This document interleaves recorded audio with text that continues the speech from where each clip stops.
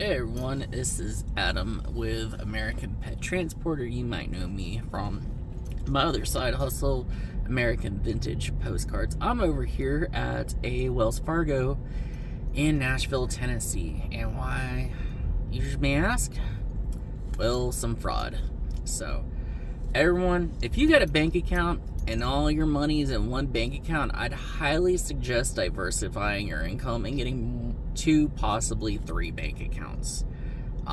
With my business, I've got 2 bank accounts through Wells Fargo and a credit card line through a U.S. bank. Reason being is that 2 months ago, I opened up a stamps.com account, a very reputable business that I've known about for many years to get reduced postage, because I do ship a lot every now and then. And I was just gonna try it out, experiment. I only got like one shipping label, package stamp, or whatever, and left it be. And then I had to leave for this trip. I'm going on 4 weeks now, and I wasn't messing with it. So I saw like these little micro deposits, like $21 for it. And I was thinking maybe it was like maintenance fees or subscription fees or whatever. I was like, well, I'll just mess with it when I get back home, not realizing it. So last night I saw another deposit. Now it's saying that my account balance on there is like $98, and I'm like, I don't want that. So I emailed them saying, hey, I don't know where this is coming from, cancel it, refund me. They're like, oh, it should take 6 to 8 weeks to credit an account. And I'm like, this is the 21st century, it's all digital, like it should be done at a click of a button. So I emailed back. So I'm driving and I'm running a transport now. I'm coming back from Alaska, from Omaha, Nebraska, going to near Jacksonville, Florida. So about an hour out from Nashville, I get a notification that, hey, your bank account is at $76. And I'm like, there should be a lot more than that in there. And come to find out, this person made so many micro withdrawals that hacked into my account that they attempted to do $8,888. Pretty much wiped out my business bank account. But because it was only done on that card, they didn't touch my other bank account nor my credit card account.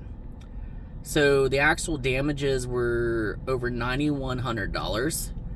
I went to my Wells Fargo because I was so livid. I had to talk to someone because this was all supposed to be done over the fraud department. Well, I called stamps.com. Their security team was no help. They couldn't just hit refund or file a claim or do anything to try to fix it ASAP. The guy said, I was like, hey, I didn't even get a notification of account logins or whatever. He's like, oh, they just tried the password a bunch of times till they got it right.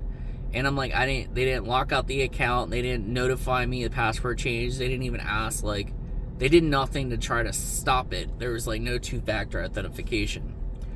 But the other thing is my Wells Fargo never notified me of a large transaction if I approved for it, because every time I get car repair, it either being $2,000, work at my saltwater aquarium, or anything on high dollar item, it sends me a notification that, hey, are you sure? And then I'd say yes, and then try to run the card again. It didn't do it for over $8,000 withdrawal.